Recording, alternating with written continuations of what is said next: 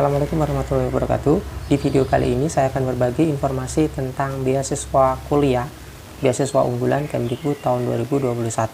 Seperti kita tahu, kemarin pada tanggal 1 Juli, Puslapdik, Kemdikbud ya, melalui website Puslapdik sudah meluncurkan program beasiswa unggulan tahun 2021, di mana beasiswa ini bisa dimanfaatkan oleh mahasiswa yang ongoing maupun mahasiswa yang baru. Nah, ada 3 sasaran utama. Yang pertama adalah untuk masyarakat berprestasi, terus untuk pegawai Kemdikbud sendiri, dan yang ketiga untuk disabilitas. Nah, sekarang kita akan membahas tentang mahasiswa ini yang berlaku umum, yaitu untuk masyarakat berprestasi. Apa saja syaratnya, terus bagaimana cara pendaftarannya, silahkan simak video ini sampai akhir. Untuk persyaratan dari mahasiswa dengan tujuan atau sasarannya itu masyarakat berprestasi, merupakan beasiswa dalam negeri untuk jenjang sarjana, magister, dan doktoral. Beasiswa masyarakat berprestasi dapat diikuti oleh calon mahasiswa yang sudah memiliki surat diterima atau LOE ya, di perguruan tinggi maupun mahasiswa yang melangsungkan perkuliahan maksimal semester 2 pada saat mendaftar. Jadi ada 2 sasaran ya di sini, baik mahasiswa baru atau mahasiswa ongoing, di mana mahasiswa ongoing tersebut maksimal berada pada semester 2 sekarang saat ini. Nah, beasiswa unggulan masyarakat berprestasi diberikan kepada masyarakat yang pertama, yaitu syarat secara umumnya yaitu berprestasi tingkat internasional dan atau nasional, dan yang kedua berkontribusi kepada daya saing bangsa di segala bidang. Jadi misalkan ikut berprestasi dalam hal tertentu ya, misalkan ikut lomba atau apa, di mana skalanya itu adalah skala nasional, atau mungkin dia memiliki prestasi tertentu pada suatu bidang. Seperti itu. Terus persyaratan umum. Persyaratan umumnya diutamakan yang memiliki sertifikat yang membuktikan prestasi akademik atau non-akademik tingkat internasional dan atau nasional. 2, mendapatkan rekomendasi dari institusi. Nanti surat rekomendasinya itu bisa di-download ya.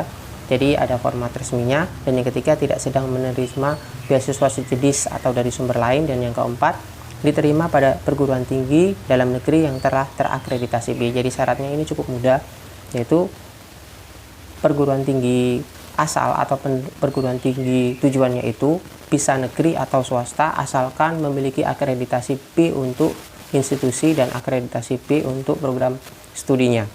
Nah, informasi ini saudara dapat lihat di websitenya ya, beasiswa.kemdikbud.go.id. Jadi di sini nanti saudara bisa langsung mendaftar, cukup mudah mendaftarkannya, hanya butuh email saja sama nomor KTP ya atau NIK. Begitu. Sekarang saya bahas khusus untuk beasiswa program sarjana. Persyaratan khususnya apa? Yaitu memiliki usia paling tinggi 22 tahun bagi mahasiswa baru atau paling tinggi 23 tahun untuk yang sedang menempuh perkuliahan. Jadi untuk ongoing maksimal usianya adalah 23 tahun. Mengisi nilai ujian atau UN dan sekolah bertandas nasional atau USBN ya bagi siswa lulusan dalam negeri. Bagi mahasiswa jenjang pendidikan S1 yang sedang menempuh atau yang sedang ongoing itu tadi, IPK-nya adalah minimal ya 3,25 dengan skala 4. Nah, yang keempat itu membuat karya tulis. Nah, karya tulisnya itu atau esai menggunakan bahasa Indonesia dengan ketentuan judul temanya adalah Aku Generasi Unggul Kebanggaan Bangsa Indonesia. Esainya itu ditulis pada form berkas persyaratan minimal 1.500 kata dengan ada syaratnya nanti. Nah, ini jadi saat kita membuka websitenya tampilannya akan seperti ini, beasiswa unggulan dan kemdikbud.go.id. Nah, nanti saudara tinggal mengisi alamat surel jika sudah punya ya. Kalau belum punya akun ya langsung daftar sebagai peserta di sini. Nanti tinggal mengisi NIK, alamat surel atau emailnya ya, Kak Setandi. Nanti kita akan mendapatkan email untuk konfirmasi pendaftaran. Lalu kita bisa login. Nanti saat kita sudah login, tampilan loginnya akan seperti ini. Nah, akan seperti ini. Kita diminta untuk melengkapi profil. Apa saja profilnya? Yaitu biodata. Nah, biodata lengkap tinggal dilengkapi. Terus orang tua, organisasi, pengalaman kerja. Nah, ini tentang prestasinya. Karena ini beasiswanya adalah beasiswa masyarakat berprestasi, maka kita diminta untuk menunjukkan prestasi kita. terus riwayat beasiswa kalau pernah, terus riwayat pendidikan, sama sertifikasi keahlian jika memiliki. Ini opsional. Nanti kita bisa daftar ke halaman beasiswanya di sini. Nah, ini jadwalnya ya. Terakhir tanggal 15 Agustus, jadi masih lama, masih punya kesempatan untuk melengkapi berkas-berkas.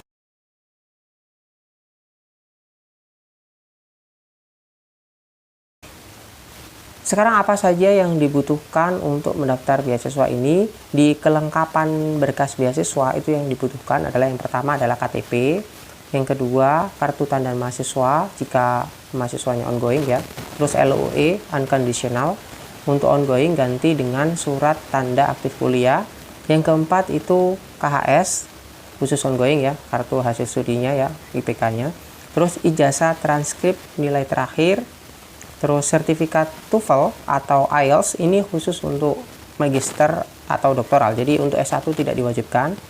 Proposal rencana studi. Nah, untuk proposal rencana studi ini saudara diminta untuk menjabarkan atau menuliskan tentang rencana studi dari awal sampai akhir. Nanti skripsinya temanya tentang apa. Tidak apa-apa, ini bebas, maksudnya tidak ada format tertentu. Saudara juga tidak perlu bingung tentang format yang harus diikuti seperti apa, tapi karena ini tidak ada format tertentu. Terus yang ke-8 surat rekomendasi, ini sudah ada formatnya, nanti saya sertakan di link deskripsi.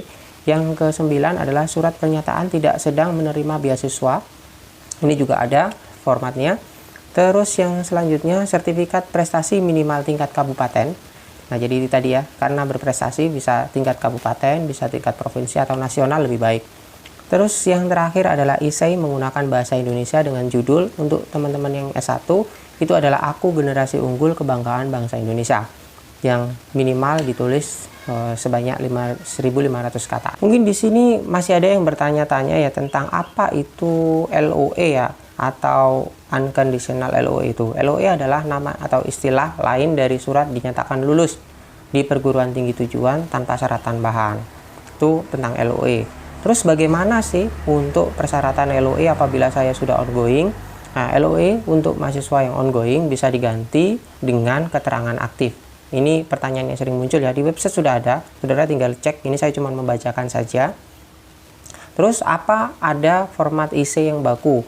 Untuk format IC-nya itu kan dengan judul Aku Generasi Unggul Kebanggaan Bangsa Indonesia untuk S1 ya. Terus IC-nya itu ditulis sebanyak 3-5 halaman pada kertas A4 dengan format huruf Times New Roman ukuran 12 dengan spasi 1,5. Terus apakah ada format yang baku untuk proposal? Tadi yang sempat saya bahas, tidak ada format khusus untuk proposal, namun diharapkan terdapat rencana perkuliahan dan SKS per semester yang akan ditempuh hingga selesai studi. Topik apa yang akan ditulis dalam skripsi, tesis atau disertasi, deskripsikan aktivitas di luar perkuliahan yang akan dilakukan selama studi, dan bagaimana implementasi hasil studi di masyarakat. Nah, ini yang ditunggu-tunggu, yaitu apa sih keunggulannya mengikuti beasiswa unggulan Kemendikbud ini. Ini belum ada info resmi untuk yang tahun ini, tapi kalau kita berkaca pada tahun sebelumnya, yang akan saudara dapatkan adalah pertama, itu biaya pendidikan, yaitu at cost, maksudnya UKT-nya berapa, yaitu akan dibayarkan. UKT-nya 5 juta ya akan dibayarkan sebesar 5 juta itu per semester. Yang kedua adalah biaya hidup. Di dalam biaya hidup itu untuk tahun lalu itu sekitar 1,4 juta untuk S1 ya. 1,4 juta dalam waktu 1 bulan per bulan. Dan yang ketiga adalah biaya buku. Nah, ini saya kurang paham berapanya. Mungkin kalau dihitung-hitung ya cukup untuk biaya hidup kita, kos-kosan dan sebagainya, itu insya Allah cukup untuk yang didapatkan dari beasiswa Kemendikbud ini. Nah, silahkan mumpung masih dibuka kesempatannya, silahkan mulai mengumpulkan berkas-berkas, memulai membuka website untuk melihat lebih detail apa yang harus dipersiapkan, dan semangat untuk daftar beasiswa dan semangat untuk berprestasi. Jika info ini bermanfaat, silahkan di-share ke teman-temannya. Demikian video kali ini saya akhiri. Assalamualaikum warahmatullahi wabarakatuh.